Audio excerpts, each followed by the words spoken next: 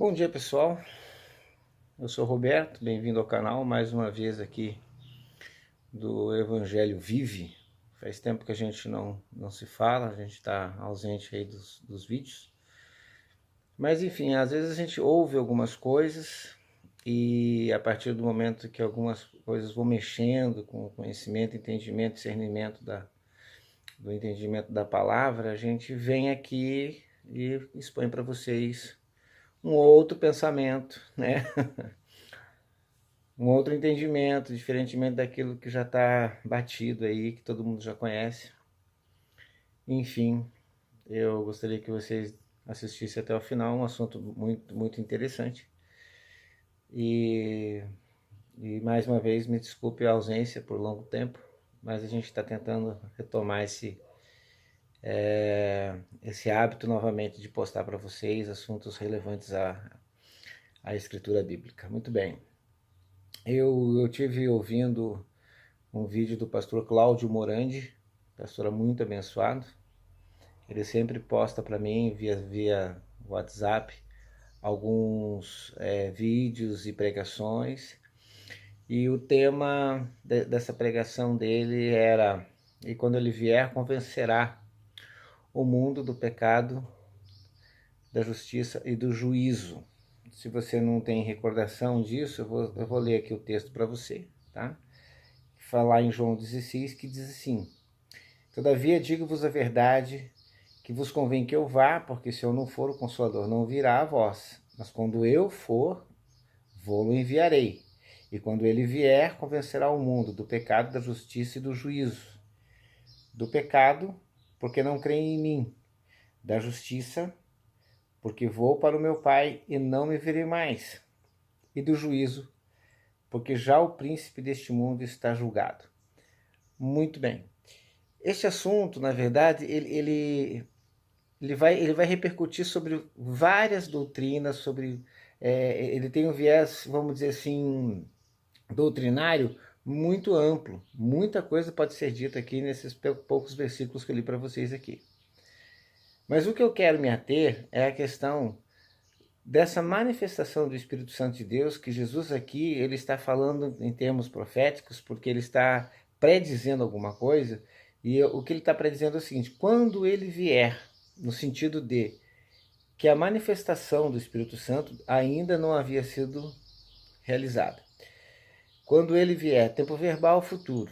Então quer dizer, o Espírito Santo não atuava ainda na terra e na mente dos homens, no seu espírito, no espírito do homem, como uma ação de convencimento. Ele não tinha essa ação de convencer, de atuar no consciente humano acerca das realizações, atos, práticas, sejam elas boas ou más. Isso ainda não havia acontecido.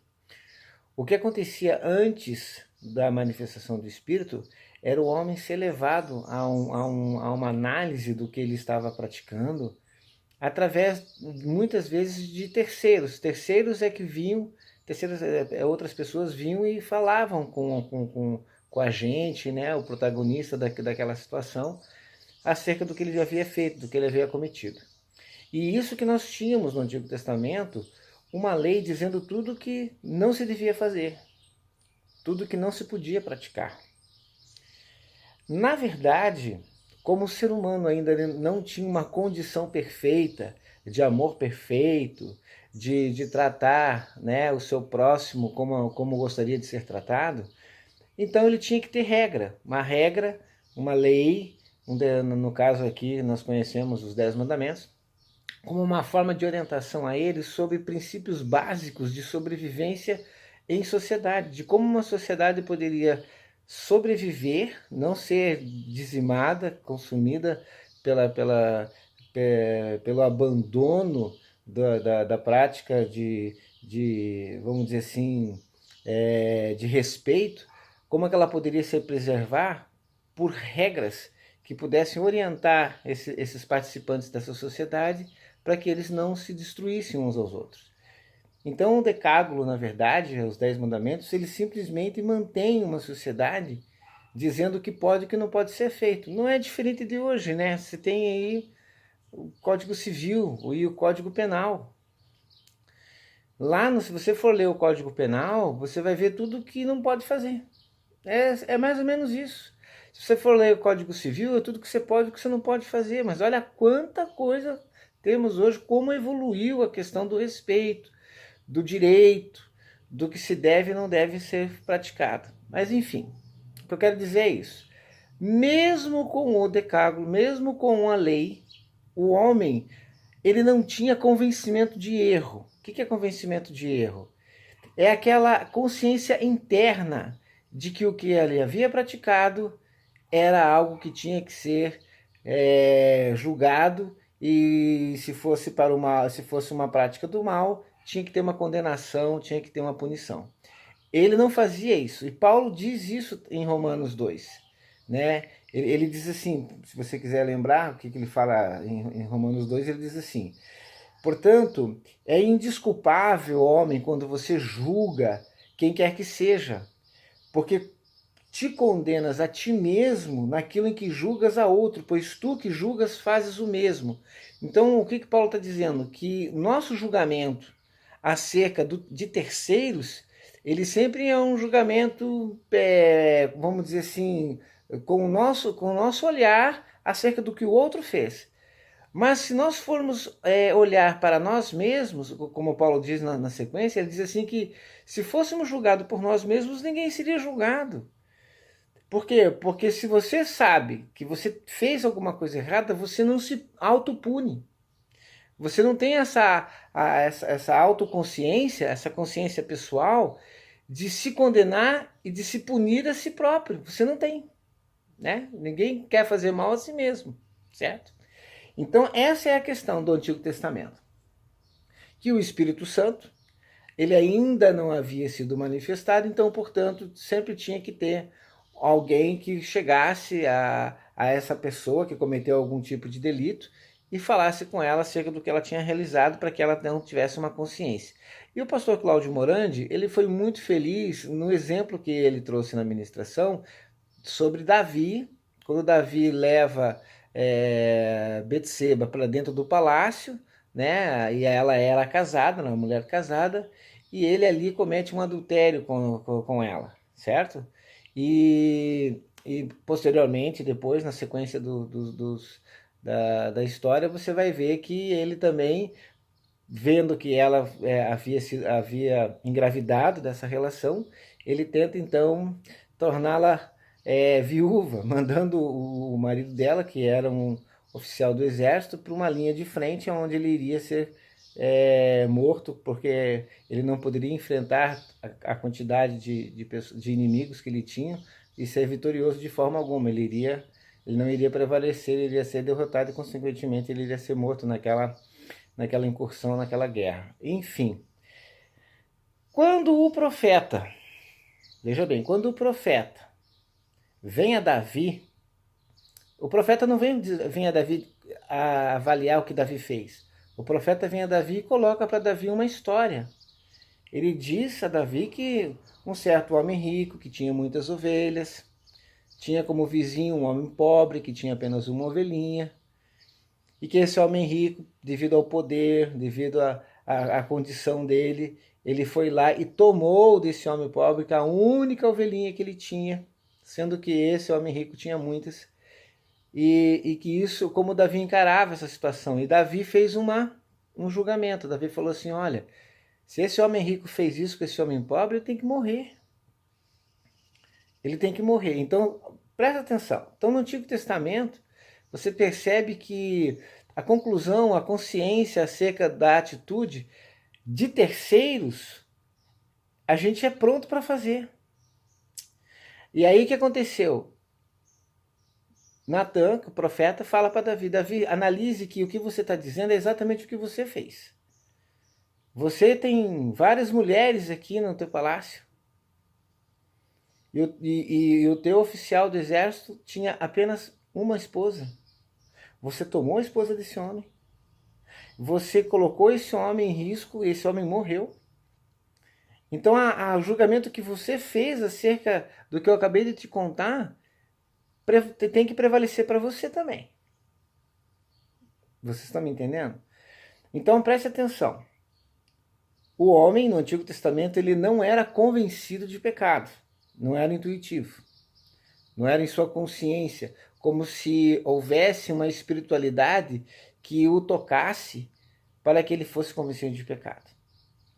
Já Jesus diz que quando da ascensão dele ao céu, quando ele assuntasse ao céu, viria da parte de Deus o Consolador, um espírito de convencimento, certo? Que colocaria o homem em xeque com relação às suas práticas, o que ele faz, seja isso bom, seja isso mal. Então é isso que estava acontecendo ali naquele momento em que Jesus diz: quando ele vier, convencerá o mundo. Roberto, ele vai convencer a todas as pessoas do mundo? Sim, convencerá o mundo, porque ali é uma questão global, não é uma questão só da igreja, não é só a igreja que tem essa ação do Espírito Santo de Deus para ser convencido de pecado. E eu provo isso quando Jesus diz que ninguém pode chegar a ele, conhecê-lo, ter uma experiência com ele, se o Pai não enviar. O que significa dizer, em outras palavras, é que até para uma pessoa ter o convencimento de que Jesus é filho de Deus, que veio a este mundo em carne, e que foi crucificado, e que foi morto, e que foi ressuscitado, até para que isso aconteça, se o Espírito de Deus não o levar a esse conhecimento e convencimento, nenhuma pessoa poderá chegar à aceitação e convencimento do Evangelho. Ninguém vai. Certo? Ou você discorda disso? Sem a ação do Espírito Santo de Deus, não há como as pessoas se convencerem da verdade. Roberto, e por que o Espírito Santo de Deus não convence a todos? Ah, isso é simples. Devido à dureza do coração de cada um de nós. Já no Antigo Testamento, já se falava de dureza de coração. Os homens são duros de coração.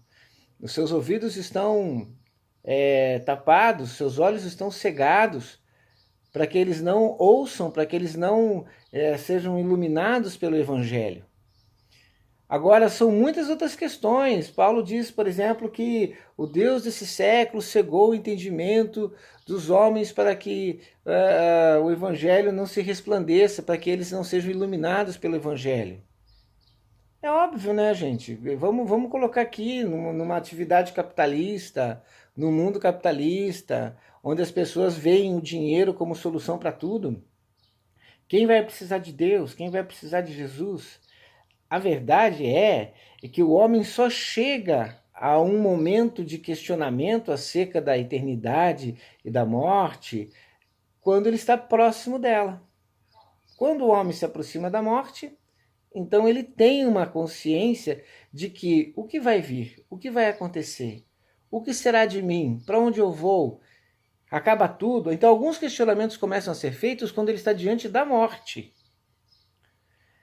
Mas enquanto isso não vem, né, juventude, enquanto isso não acontece, vai tocando. Então o endurecimento de coração pode ser por vários motivos. E um outro motivo que há endurecimento de coração é justamente por causa que a igreja deixa de cumprir o seu papel no sentido de praticar o amor. Porque quando a igreja não pratica o amor, significa que ela vem praticando o pecado. Porque o amor, o pecado é a ausência de amor. Isso é óbvio. Ninguém consegue pecar amando ao mesmo tempo, né? A prática do amor isenta qualquer pessoa do pecado. Não tem como a pessoa pecar e amar ao mesmo tempo. Então, quando a igreja não ama em alguma ação, atitude, experiência, prática, ela peca. E quando ela peca, isso é tomado como um exemplo, um mau exemplo. E quem vê o mau exemplo endurece o seu coração para o evangelho. Paulo também diz isso aqui em Coríntios, quer ver? Ó? Eu vou até ver se eu consigo achar fácil para vocês aqui. Se não me engano é Coríntios 15. Ele fala assim acerca do pecado.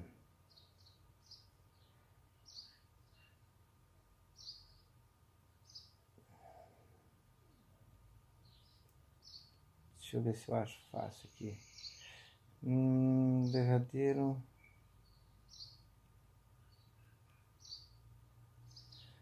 Tá, depois eu coloco na descrição do vídeo. Ele fala que a gente deve evitar o pecado porque outras pessoas que não ouviram o evangelho venham a ser endurecidos, venham a ser afastados da audição do evangelho por conta dos nossos erros, dos nossos pecados, tá? Isso é uma situação.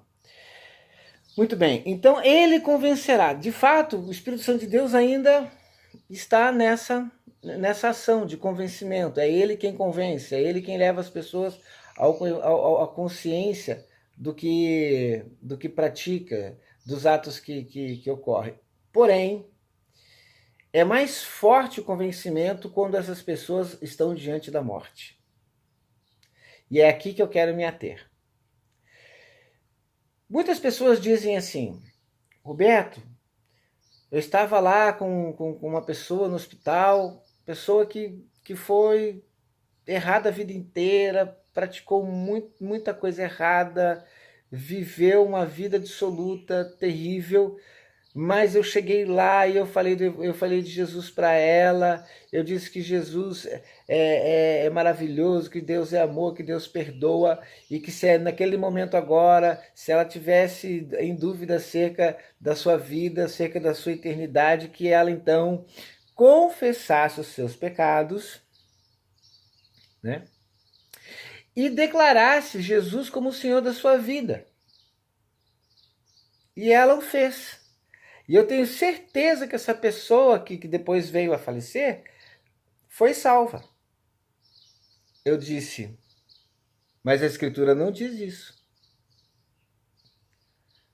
Aonde que está escrito na Escritura que as pessoas vão ascender à vida eterna por arrependimento de pecados e por confessar que Jesus é Senhor da sua vida? Aonde que isso está escrito? Eu não conheço esse texto. O que eu sei acerca das questões de eternidade é que está ligado à tua eternidade ou à tua ressurreição com a fé. Não com confissão de pecados e nem com dizendo que Jesus é o Senhor da sua vida. Existe um texto muito parecido com isso, que daqui a pouco eu já vou entrar nele, que diz que se você disser que Jesus é Senhor, e quando ele fala, se você disser com a sua boca que Jesus é Senhor, ele está dizendo assim, se você disser com a sua boca que Jesus é Deus. Não tem nada a ver com dizer que Jesus é o teu Salvador, não. Que Jesus é Deus. E se no teu coração credes que Deus o ressuscitou dentre os mortos, será salvo.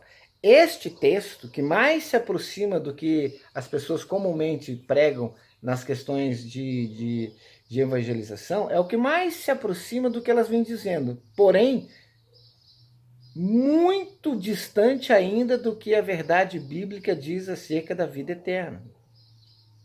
Porque a vida eterna está ligada com fé. Vamos pegar o versículo mais conhecido das Escrituras, o versículo mais citado. João 3,16. Porque Deus amou o mundo de tal maneira que deu o seu Filho único para que todo aquele que nele se arrepender, todo aquele que a ele confessar os seus pecados, para que todo aquele que nele crer não pereça, mas tenha vida eterna. Aquele que crer em mim, diz Jesus, aquele que crer em mim, ainda que esteja morto, viverá.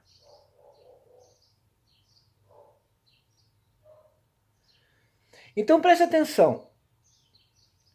Ascender à vida eterna não tem a ver com arrependimento de pecados e muito menos com confissão de pecados. Esse arrependimento de pecados, essa confissão de pecados é uma consequência do conhecimento de Cristo, do que Cristo fez na cruz. Isso é uma coisa que é uma consequência quando você entende todo o processo da cruz, por que Jesus foi à cruz, por que ele morreu, por que ali nele foram colocados todo o pecado da humanidade. Ele se fez pecado por nós, ele se fez pecado por nós. Lá foi feita a justiça acerca do pecado da humanidade inteira. Então você pode perguntar assim, Roberto, espera aí, você está me dizendo que na cruz o pecado foi perdoado de toda a humanidade? Não sou eu que estou dizendo isso, é a Escritura. Se você for para 1 João capítulo 2, o que está escrito em 1 João capítulo 2? Está dizendo assim, meus filhinhos, essas coisas vos escrevo para que não pequeis. Porém, se alguém pecar, temos um advogado diante do Pai, que é Jesus Cristo, o justo. Ele é a oferta, a propiciação pelos nossos pecados, e não somente pelos nossos, igreja, que veio a conhecer Jesus, que veio a ter uma experiência com Cristo, e não apenas pelos nossos. Ele não é uma oferta apenas por quem está em Cristo, ele é uma oferta e uma propiciação pelos pecados do mundo inteiro, é o que está escrito lá. Aí você vai de novo me perguntar, Roberto, você está me dizendo que o mundo todo está perdoado? Claro que está. Todas as pessoas de Adão até o último homem antes do fim, está todo mundo perdoado. Todos estão perdoados.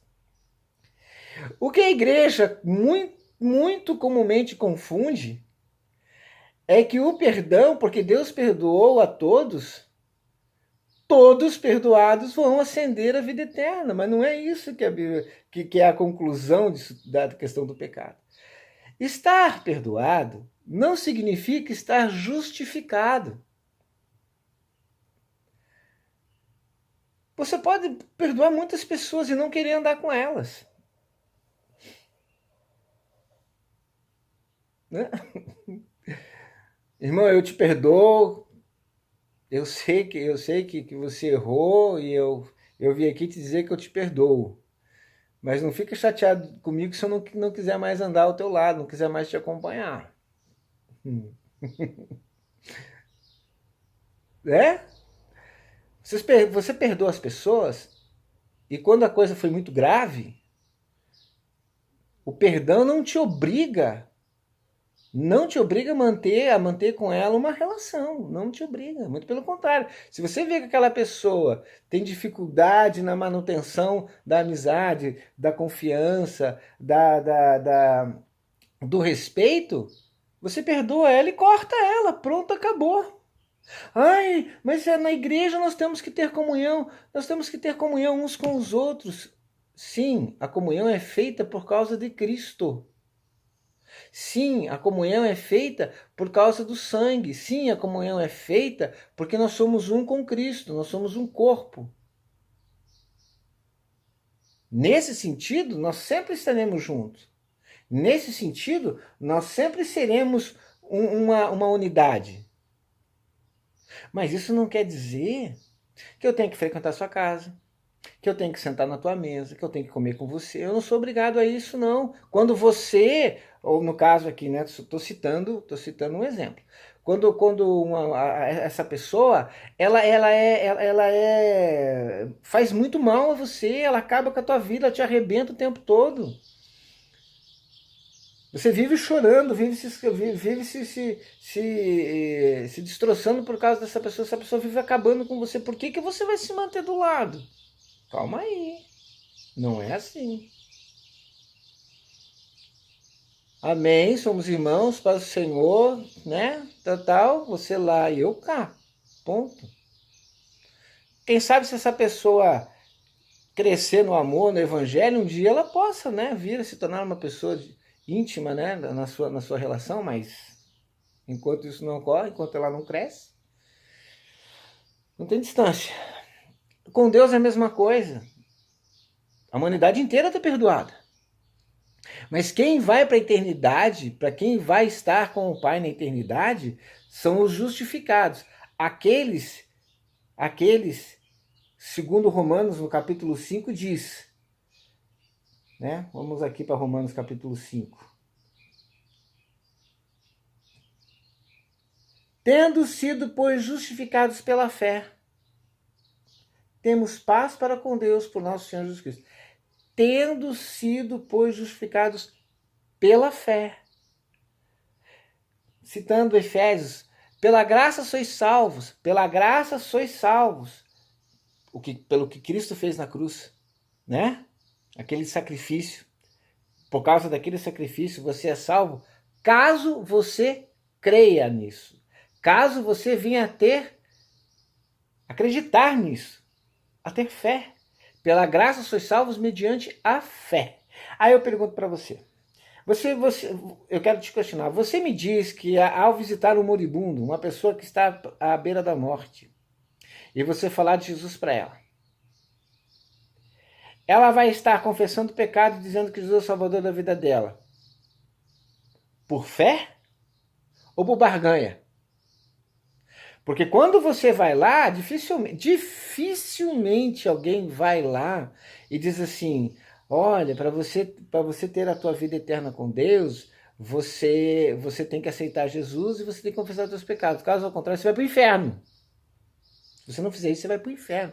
Então, meu querido, se eu tivesse morrido numa cama e alguém me dissesse naquele momento que eu teria que falar aquelas palavras, teria que repetir aquelas palavras, senão eu ia para um lugar pior do que eu já estava, na barganha é fácil escolher qual o que dizer e o que não dizer, né? Agora, acreditar no que está falando. Fé é uma coisa que você desenvolve assim, na hora. Diz a palavra de Deus, em Romanos 17. Vamos aqui para Romanos capítulo 17. Desculpa, capítulo 10, verso 17. E é aqui em Romanos mesmo, no verso 9, que fala aquele texto. A saber, se com tua boca confessares ao Senhor Jesus, confessares ao Senhor Jesus. Confessares o quê? Se com tua boca confessares ao Senhor Jesus, vírgula, e em teu coração creres que Deus o ressuscitou entre os mortos, serás salvo. Então, confessares ao Senhor Jesus é o que Pedro fez lá em Mateus 16.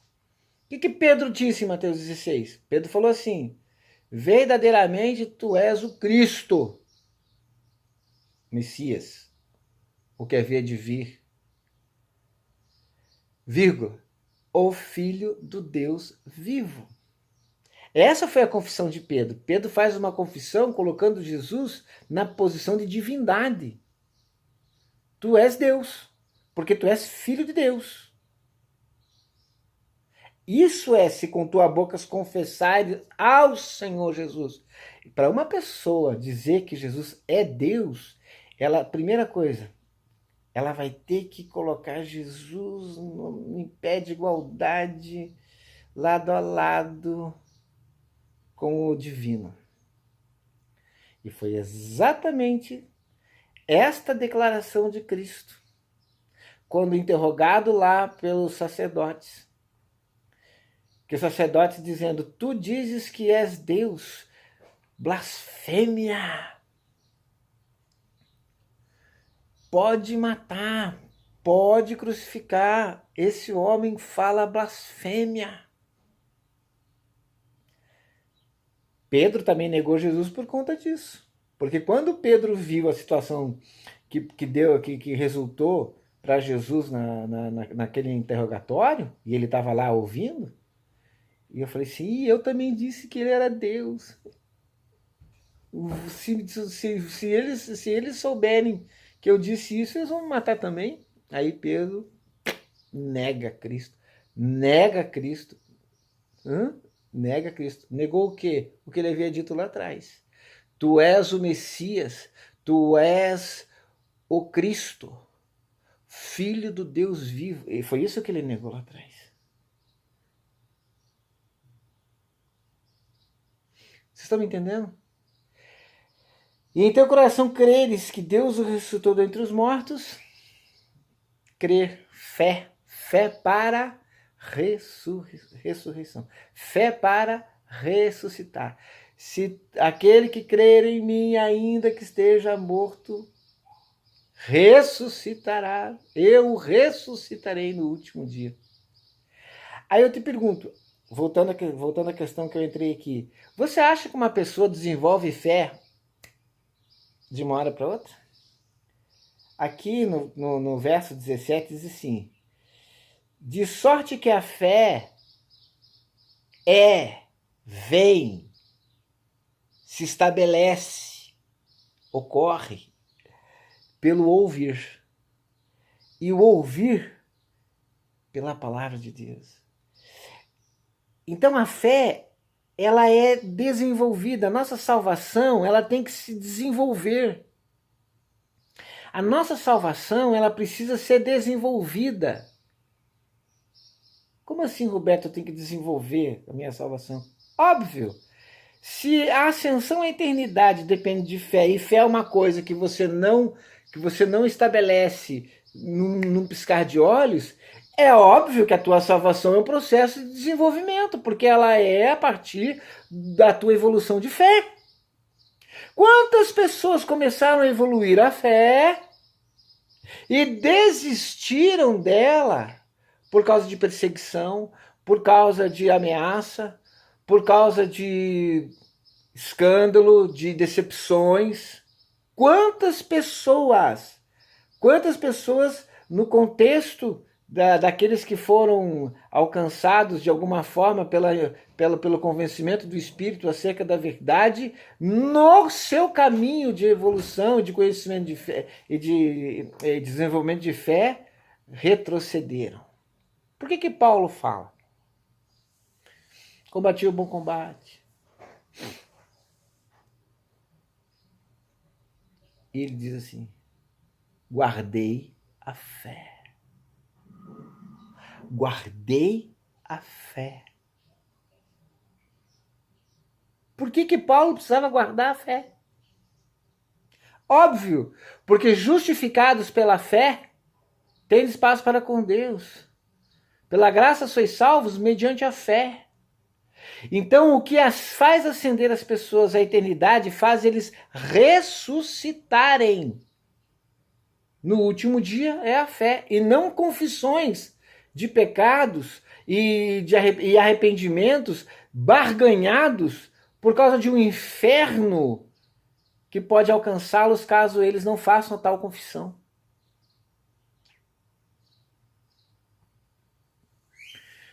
Roberto, você está dizendo então que mas nem todos vão ascender à eternidade, porque a igreja tem que desenvolver fé e as pessoas que ouvem o evangelho têm que desenvolver fé. Aí eu digo para você, quantos hoje estão de fato vivendo pela fé?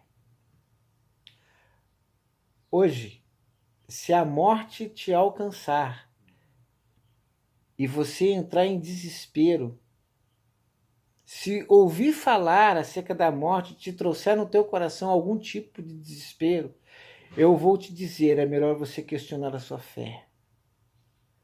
Porque todo aquele que está em Cristo, o morrer é lucro.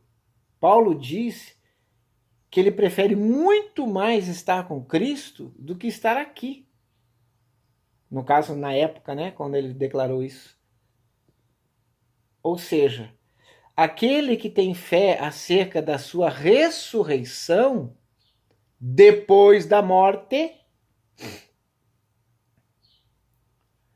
não ficará aprisionado na morte por muito tempo, porque Jesus virá e o ressuscitará. Então a morte não é um bicho-papão. A morte, para esse que tem fé, não é um desespero, muito pelo contrário, é uma alegria de pós-morte, é uma alegria de quem sabe que vai estar com Cristo no piscar de olhos, que vai fechar o olho aqui e vai abrir lá na eternidade. Agora, aquele que chega diante da morte, se diz cristão e chega diante da morte, diz, eu estou desesperado.